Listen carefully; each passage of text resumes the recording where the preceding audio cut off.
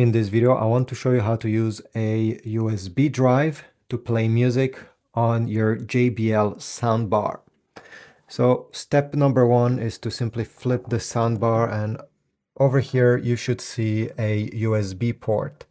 Now, from what I read, only soundbars sold in North America, will be able to play files from a USB drive.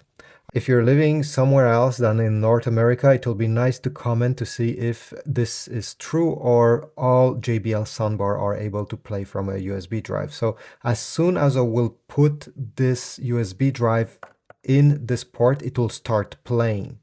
So let me do it.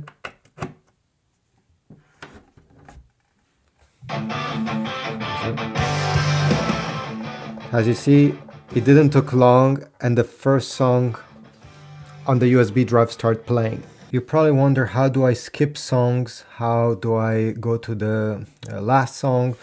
Well, unfortunately, on this model, there is no such possibilities. You only have these buttons, and even on the remote control, by the way, this is not the original remote control of this soundbar, so some buttons are not working.